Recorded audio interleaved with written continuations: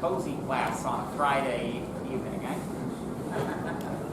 Thank you very much, everybody, for making the effort to come out just on the cusp of a weekend. Fantastic that you guys are showing such initiative, such drive, such thirst for computing knowledge. It warms the cockles of my heart. So, right, might as well get started then, eh? So, last time, we were talking about, we were finishing up the material on loops. We talked about for loops. And we were just getting into topic 4, structured data types. Is this thing on? Testing, testing. Is that a bit better? Awesome. Excellent, excellent, excellent. Now maybe I don't have to shout quite so much.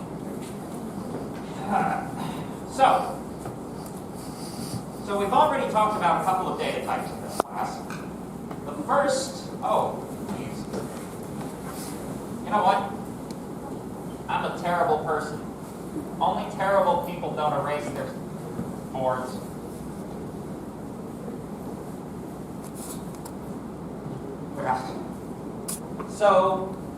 So we were talking last time about, like we've kind of touched on tuples a bit, and we've certainly touched on strings. A lot of people don't actually think of strings as being a data structure, but they are in fact a data structure.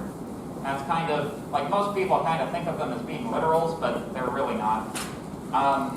So we were just getting into lists, and what a list is and why you might want to use it. Lists, very, very similar to tuples in most respects. The primary difference between the two of them is that lists, you can alter the elements of a list as your, after its creation. With tuples, it's not possible to do this. So, for example, there we go. If I have some list, if I say L at 2 is equal to getting chalk on my keyboard, then it inserts it. Oh my. Is that good enough, or should I adjust the size of the screen? Is that okay? Can we live with that? All right. Yeah, good. All right. So, there we go. So from a syntactic standpoint, tuples use round braces, lists use square braces, sets and dictionaries both use curly braces. We'll be talking about them by the end, as you can tell from the titles at the top. So let's review some of our list of operations which apply to lists. Fortunately, there's a great deal of overlap on this list with the operations that we've already been talking about. For example, all of these guys are all list slicing operations. List slicing works the same way as string slicing, works the same way as tuple slicing. There's really not that much difference between them. Basically, these slicing operations work on any data structure that uses numerical indexing. And as we're going to see, neither sets nor dictionaries use numerical indexing, so this operation doesn't apply to them, but it certainly does with lists. Concatenation works exactly the same as it does on strings. Length also works exactly the same as it does on both strings and tuples. Tests for membership also works exactly the same. Repetition also works exactly the same. Count and index, these are all operations we've seen in the past. There's basically no difference. This is actually, okay, so I'll take a moment to talk about polymorphism then. So, one very important concept in computing is what we call polymorphism. If you take the Greek derivation, poly meaning many and morphic meaning shaped. So it's a very, very important concept in computing, because what it means is you can use a function on something of, like, you can use it on many different shaped inputs, and it still works without having to declare a separate length method for each of those different types of inputs that you have to receive. So this is what's known as polymorphism. It's a fairly weak form of polymorphism that sort of shows up right at the beginning. But without polymorphism, you would need a different length function for each different type of data structure that you were operating on. So this makes it easier to program. Polymorphism in general makes it easier to program, although the word is long and complicated. So, in addition to the suite of operations that we've seen so far, we have a whole bunch of new ones as well. These are what I refer to as mutating operations. So with mutable data structures, we have a difference between mutating operations and non-mutating operations, right? So a mutating operation will not create a new data structure. It will modify the existing one. A non-mutating operation will not modify the data structure, or it will create a new one. So, for example, if I take L, right, and let's say I create a new one, N. Sure. If I say N plus L, or L plus N, I get the both of them run together. But L has not been modified, and neither has N. What actually happens here is a brand new data structure is created, which has no inherent relation to either of the pre-existing data structures. You can set it to have a relationship with the pre-existing data structures using assignment. But that's essentially the same thing as taking the old version of L and overwriting it with the newly created data structure. It's not the same thing as mutation. So with mutation, on the other hand, if I say L dot remove 1, do I still have a 1 in there? There we go.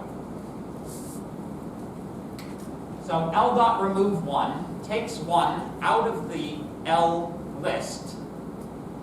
Notice there's no assignment operation here. It's not creating a new version of L. It's modifying the existing one in a mutating fashion. Does that make sense? Let me see thumbs up. Excellent. So that's the essential difference between the operations on this slide and a little bit onto, no, it's still over this time. So that's the difference between these guys and these guys. All of these guys will create a new data structure. All of these ones modify an existing data structure. So the operations that we have: append, extend, insert, remove, pop, and reverse. Append is probably the one that you'll use the most. What append does is it takes a single element, a single something, and it smacks it onto the end of the list. Extend is like append, except you're putting another list in there.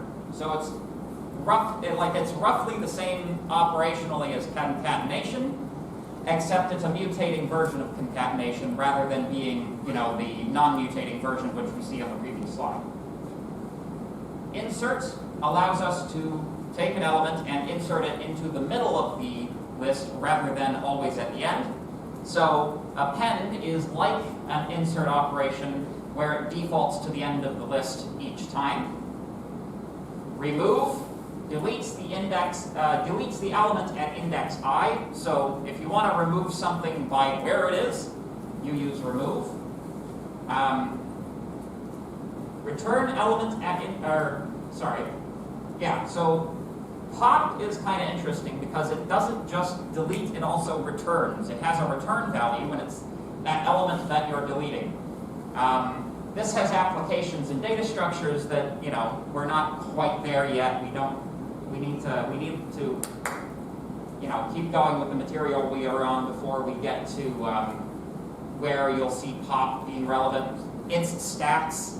There's a data structure called a stack, where you basically take data and you put it on a stack like they're a bunch of dinner plates, and then when you pop things off of that stack, you get them in the order, in the reverse of the order that you put them on. So it's like the last one on is the first one out. That's what a stack is, and that's what pop is for, roughly speaking. And then, of course, reverse. Reverse just switches the it just switches it back to front. That little trick that I showed you where you do : : -1. Again, this is a non-mutating operation. So this is a new version of this list entirely. Make sense? Good. So, now, oh boy, we get to talk about aliasing. So, this is kind of a more advanced concept, but it's very important and relevant to the discussion that we're currently having. Aliasing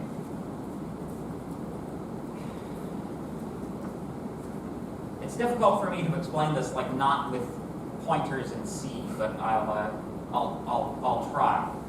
So you have a data structure, right? The variable itself is not the data structure, right? The variable is an indication of the data structure. In C, we would say it's a pointer to the data structure. In Python, we say it is an alias of the data structure. So essentially, this is how it works, right? I'll do it over here. I think I have slightly more room over here. So let's say you have some memory,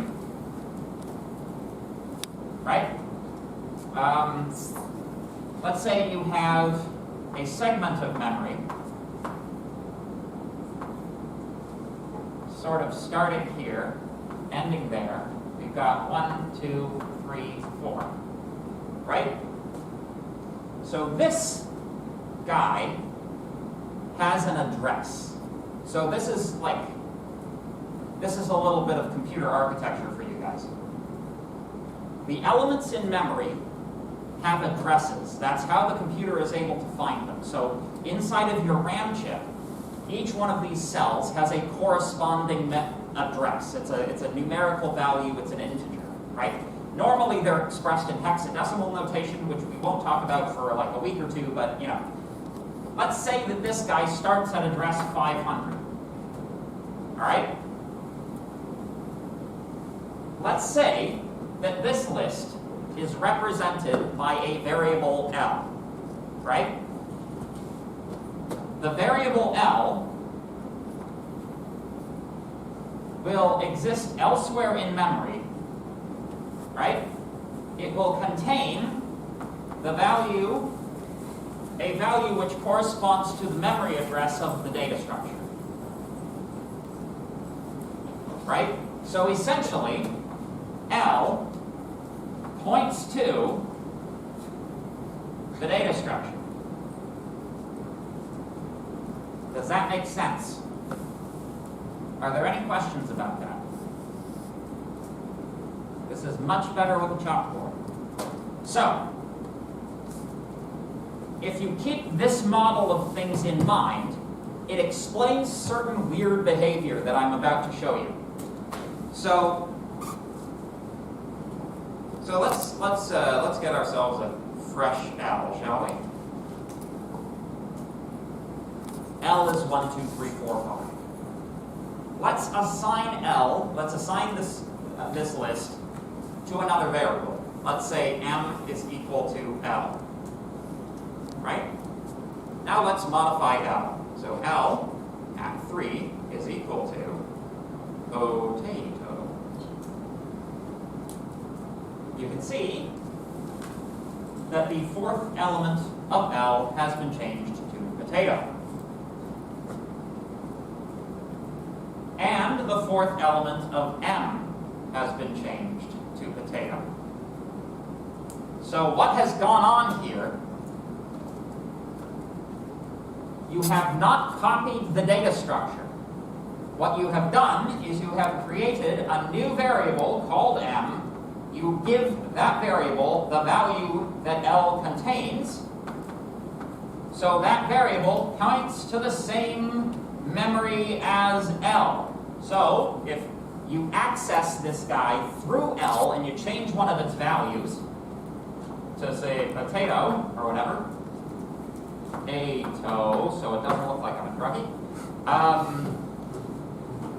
So when L modifies this memory, if you access this memory using the reference contained in M, you're viewing the same data, so the modifications are carried over. Does that make sense? Excellent. So there are some interesting side effects of this. Number one, y'all remember when I was talking about pass by assignment? Who can remind us what pass by assignment means? Any volunteers? Nobody? I don't know. I might just have to start picking people. You can't see me, but you can't see it, but I got a big stupid grin on my face. No? No volunteers? Not a one? Okay, fine. I won't torture anybody in the audience today. Notice I don't say that I won't torture anybody in the audience, because you know the midterm is coming up. But you know.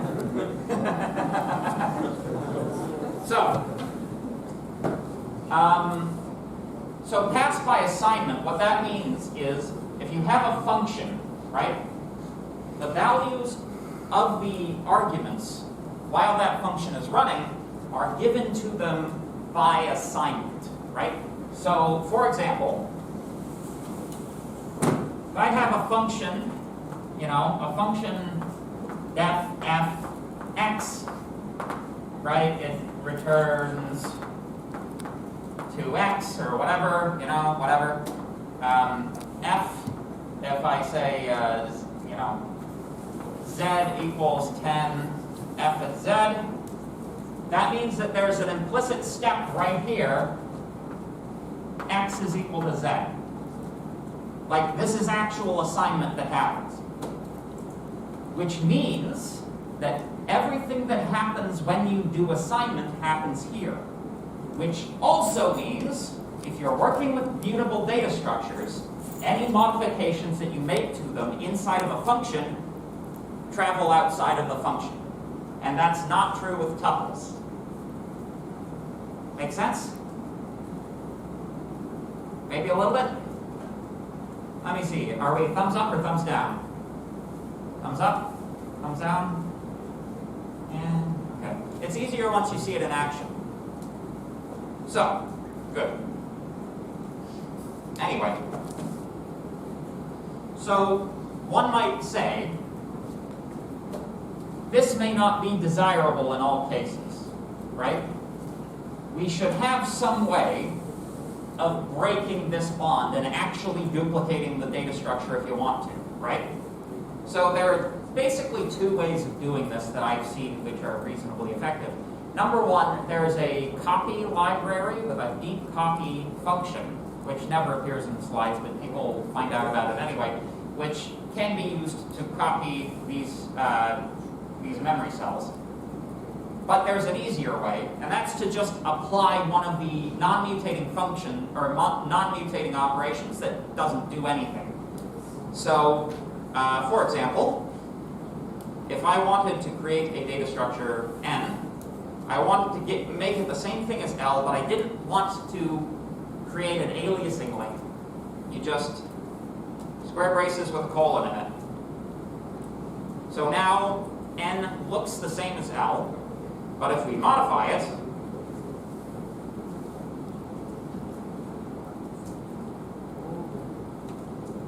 the link has been broken. And I know that's like, yeah. I know it's off the screen, but maybe I can,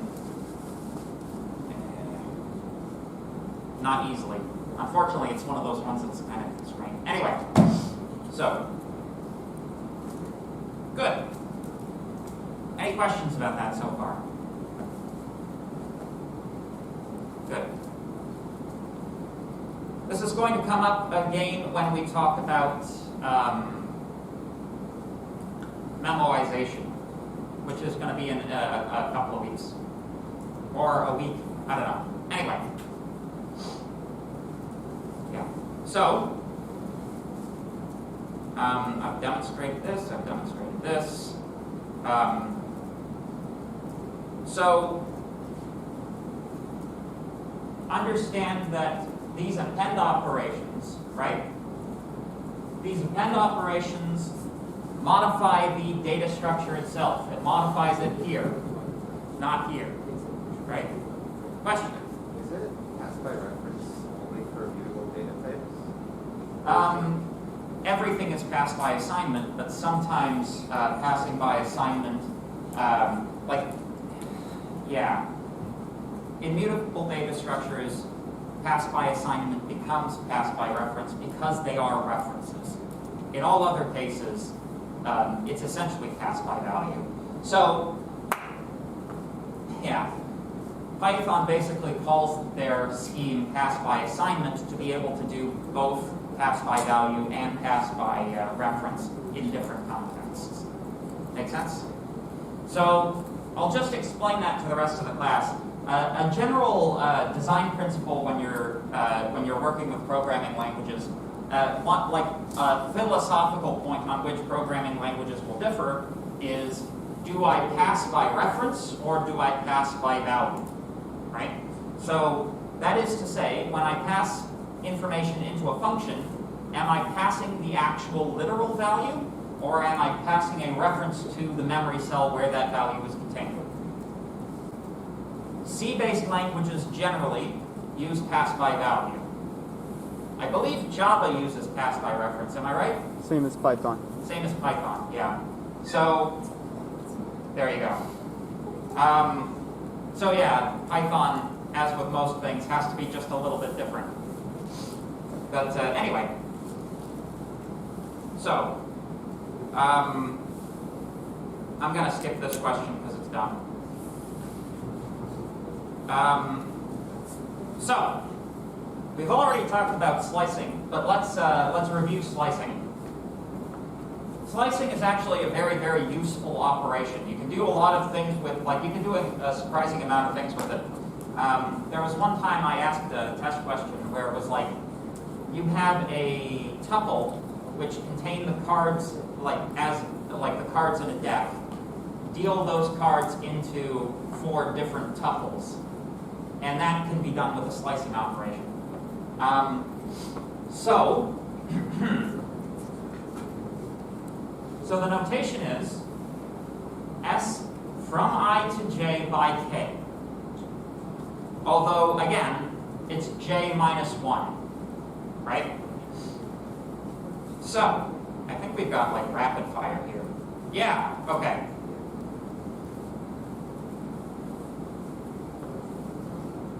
So what are these slices? I want everybody to, say it, right? Class participation time. What is this string? The first one. 1, 2, 3, go.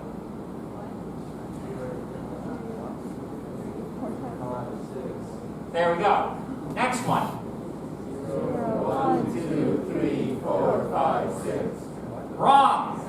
This one counts by 2. So what is it? 3, 2, 4, 6. Thank you. What about this one? 0, 3, 6. This one? 0, 4, 0, 5, 0, 6.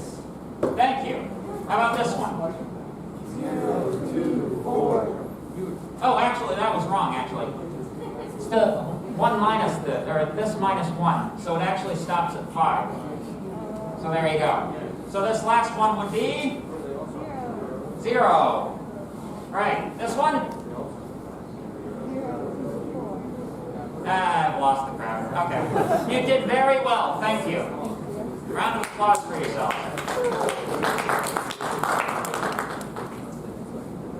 So are like lists, but immutable, yes, yes, yes. We all know that already. Okay. So we've talked about lists. Let's talk about sets. So when we're talking about sets here, we're talking about sets as in set theory. How many people have heard of set theory? Well, that's disappointing that it's not everybody, but you know. If anybody, so how many people here intend on continuing and taking more computer science classes? Yep. How many of you, had your hands up for having known about set theory? Yeah, okay. So, set theory is one of the very, very, very, very, very fundamental underlying mathematics of computation. You're going to, if you, like particularly if you plan on doing a minor in computer science or something like that, or perhaps you're like doing a major in computer science, I don't know. How many people are doing a minor in computer science? How many people doing a major in computer science? Aha, there we go. So, you guys, set theory is going to become a large and painful area of your lives, just so you know. I recommend getting a jump on it now. There's a very good book, which it's called Naive Set Theory by Paul R. Helmus. It's a book from the 1960s, but it's about as nice an introduction to set theory and discrete math more generally as I know of. Like, it's the best one I know of so far, and you know, I'm kind of in the profession, you know. So yeah, Paul R. Helmus, Naive Set Theory. Very short book, doesn't waste your time, just gives you the facts. But for those of you who are, you know, wondering what in tarnation he's talking about, you remember the Venn diagrams from high school? You know, you have A and B. This is A union B. Well, U with a U, and then like. The whole thing is, no, this is intersect, sorry. Intersect, and the whole thing is A union B. Yeah, like that. And then you shake stuff in. That's set theory. That's like very basic set theory. So, when you do sets in Python, you should be thinking about set theory, basically. So, what is a set? It is an unordered collection, a collection of objects without repetition. So, you know, in high school, you probably would have heard like a ball full of, or a bag full of different colored balls, or a bag full of jelly beans, or, you know, stuff like that. The days of the week are a set, the months of the year are a set. All these sorts of things are sets. The difficulty comes with most people when we start talking about what are called uninterpreted sets, which is a set where you don't necessarily know or care what the concrete values of those sets are. At that point, you're talking discrete mathematics, which you're talking 1DM3, which I'm sure all of you are either taking or are about to take. Are you guys in it right now? Yes. Oh yeah, there you go. How many of you claimed not to know about set theory then? I'm just kidding. I'm just kidding. So,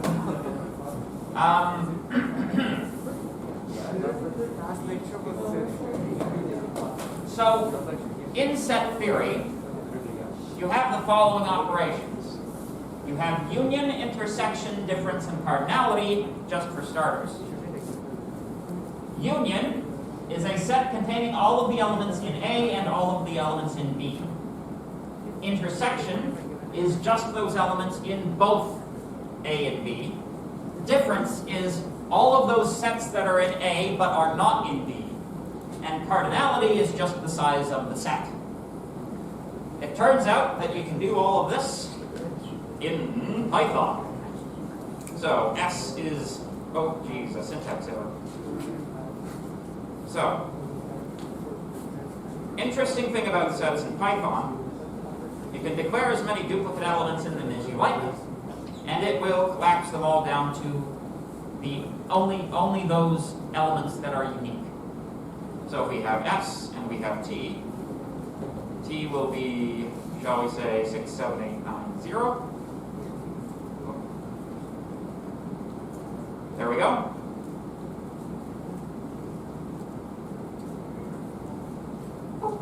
There we go. So, the union of these two,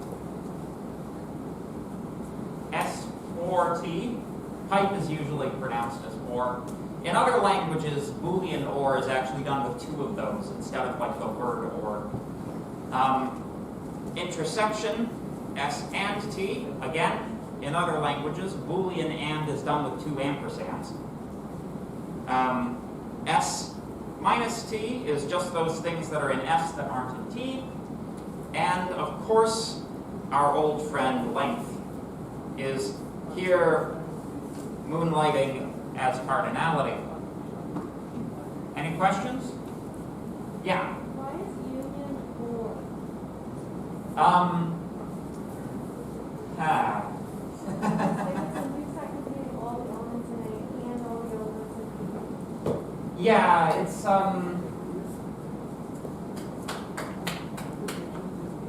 there are complicated reasons.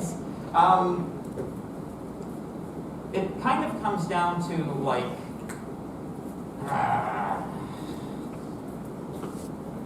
all right, I'm going to try to answer your question. There's no repeats, right? There's no repeats Any set. in any set.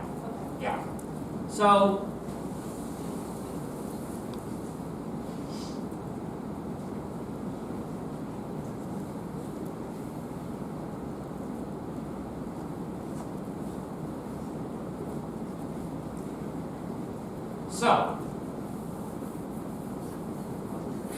let's say that you had two conditions, all right?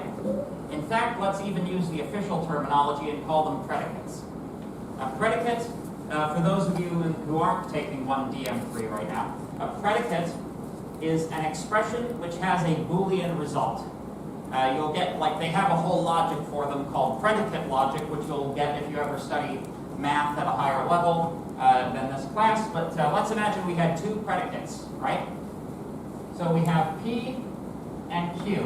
Let's imagine these two predicates operate over a space of inputs, right? So let's say that, you know, this is P. Let's imagine that this is Q, right? So P is true inside of this region, Q is true inside of that region, and false outside, right? So the intersection of these two is P and Q, right? So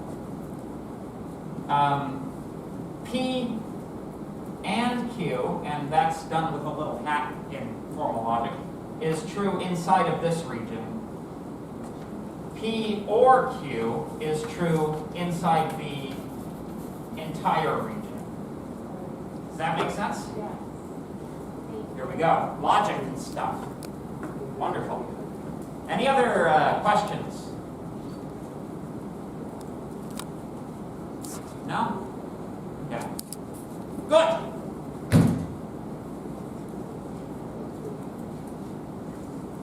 So, where are we?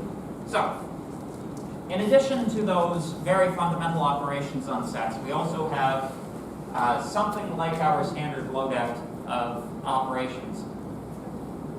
If you want to declare an empty set, you just say set with no argument. Empty data structures are actually a lot more useful than you might think they are. But, you know, you'll see some examples of that in tutorial, I'm sure. You guys do empty sets in tutorial, right? Or empty data structures in general. You guys will see them. Yeah. Everybody watching online will think I was pointing at them on the camera. So, again, we talk about these guys. So the set itself You just replace like the square or the round braces with curly braces and you're done. And we also are allowed to test for membership in a set. This is actually kind of like, this is more similar to, like, the in makes more sense on sets than it does on any other data structure, in my opinion. What that's essentially like, if you were to translate this into the math, it'd be like X is an element of the set S. That's what that operation is. Right? So, so we also have some mutating operations on sets. We can add to a set with add, we can remove from a set with discard, and we can return and remove an arbitrary element with pop. Now, so it just, this is going to be another kind of tricky one conceptually, but computers are not capable of true randomness, right? Most of the time when you hear about like random numbers or random number generators in computers, what you're actually hearing about, like what that actually is it's a sufficiently complicated mathematical expression that the output is not in any way sort of related to the input, so it looks random. This is arbitrary but deterministic. So repeatable under the same circumstances, but there's no way of predicting which element pop will pop unless you have done it unless you've done it a couple of times and seen how it behaves for the particular data structure that you've given it. Don't worry too much about it. I don't think I've ever used it on a test or anything. So, good. So, one interesting thing we can do with sets is we can write an algorithm that's fairly compact that gets the unique elements in a collection. So, if we have some kind of thing like a list, L, we declare an empty set. For each element in L, we say S is equal to the union of the set with E as a singleton set. We then return the length of that. However, so that's what the slides say, and I'll show you how to do it in one line. It's length set L. And that's the number of unique elements. So if L actually did have some non-unique elements.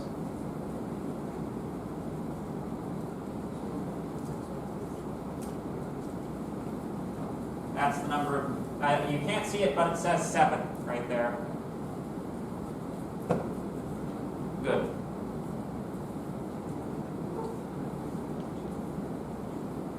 Same function, but with in situ insertion. So rather than using the union operation, you can also use add, which is fine, but my way is still faster. Yes? This goes back to what you said about random numbers. Are true random numbers possible? Not by a computer. You can. Is it bad? Oh, like, is that a philosophical question? I guess so. Far be it for me to, I'm not sufficiently educated to tell you whether or not the universe is deterministic. I don't think that, I personally think that particular point is beyond the scope of human knowledge at, like, no matter how amazing human beings become, I don't think they will ever come to a conclusion about whether or not the universe is deterministic or not, because, like, it doesn't matter how much you know about the universe, there will be an infinite amount of universe that you don't know anything about, right? That because the universe is, well, functionally infinite anyway. However, I think we should get that Mars colony started so that we can start reducing the breadth of the unexplored universe. How about you? Yes. Yes. Awesome. Who here would volunteer for a Mars mission? There we go. Yeah. Yeah.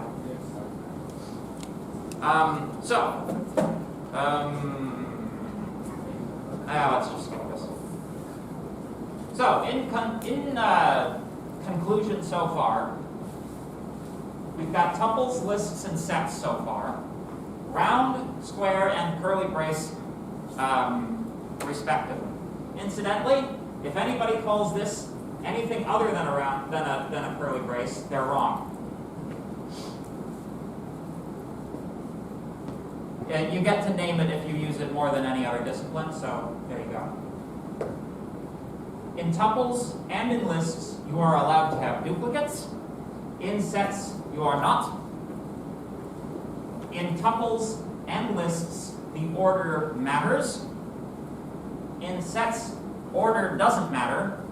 That's a kind of a fancy way of saying this data structure may be accessed via numeric indexes. So the one thing that we didn't say about sets so far, there's no way to get stuff out of them using numerical indexing. So, for example, if I have this set, there we go. If I say set at 3, set object is not subscriptable. It doesn't have, you can't access it that way. Tuples are immutable, lists are mutable, and so are sets. So let's talk about strings, because strings are also a data structure but don't feature on this list. What delimits a string? Yeah? Like single or double quotes? Single or double quotes. Are duplicates allowed? Yes. Yes. Does the order matter? Yes. You bet your bottom dollar. Are they mutable or immutable? Immutable, correct. They're in the same category as tuples. Good. Like they're virtually identical to tuples, except they're composed of characters. Whereas tuples can be composed of anything, including characters. So, now let's talk about dictionaries. Boy, we're making good time on these slides, eh? That's okay, because we can spend the time that we need to talk about object-oriented when we get there. It'll be the first offering of this course that has actually been on time in like 2 years. Yeah. Right? So dictionaries. Dictionaries, very, very similar to sets. However, they have a means of access. So, if you're thinking in terms of mathematics, a dictionary is a mapping, right? So you take the elements of one set and you map them to the elements of another set.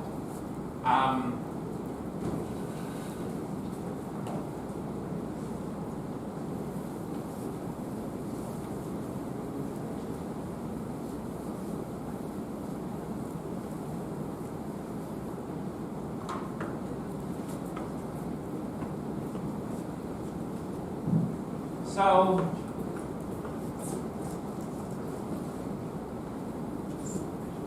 another way of saying mapping is relation. So I have elements inside of my set A. I have elements inside of my set B. Right? The mapping is a way of getting from A to B via the elements of A and ending up on the elements of B. So if we have like 1, 2, 3, 4, 5, A, B, C, D, E, F, the way that you would express this relation is you would say 1 maps to A, 1 maps to B, 2 maps to A, and 4 maps to E. as you're going to see, this is very similar to the notation that's used for dictionaries.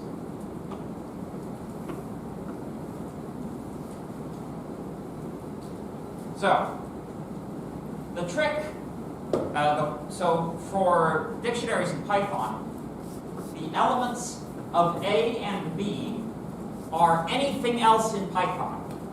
So they can be integers, they can be floats, they can be booleans, they can be strings, they can be lists, they can be anything. Well, maybe not lists. I don't know. Lists? Yeah, lists too. Anything All right. hashable. Yeah. Yeah, so here's an example. This dictionary maps the abbreviation for a month to the number of days in that month. The way that you access the elements of a dictionary is by providing the first value. You provide the first one and it gives you the second, right? So, in this case, days in month would produce 31 as a result. Dictionaries also use curly braces. So, just to continue the example from before, except instead of that fancy arrow signal, it just uses colon. So, oh, come on, man. What are we doing? 3, 2, D, and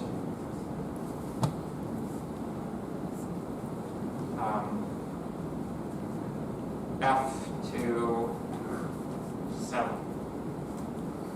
So D at 1 is A, D at 3, oh, come on, 3 is D, and 3, D at F is 7. So it turns out that this is actually like, of the data structures, lists are the most useful, and dictionaries are the second most useful. You'll testify to that, right? Yeah. That's David, by the way. If you're not in this tutorial, he's one of the TAs. He's the guy who's been on Piazza all the time, answering all of your questions, like a trooper. Awesome. So,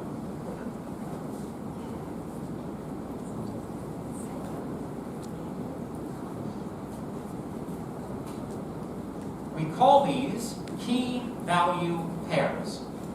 So the first elements are called keys. The second elements are called values. You use a key to access a value.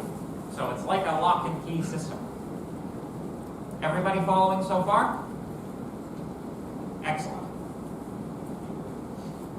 We have many of the same operations that were applicable to other data structures are applicable to dictionaries as well. If you want an empty dictionary, it's empty curly braces.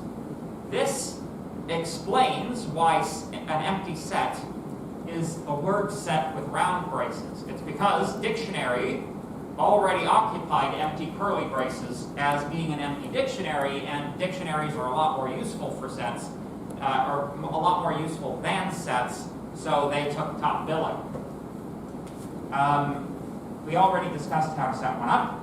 Looking up a key works exactly the same as trying to get an element out of a list. You can also search, however, be aware. Searching, by default, searches the keys, not the values. If you want to search the values, you can extract the values using the values method and then search the values, right? But you just have to do that extra step. You can take the size of a dictionary using length. You can delete an element using delete, and most interestingly, you can insert new elements into the dictionary just with assignment. So D at burgers is equal to burger. There you go.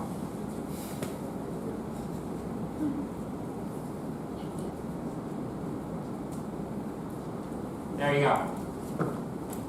You can just add new ones to it with no fuss, no muss. You don't have to do an append operation. You just use assignment.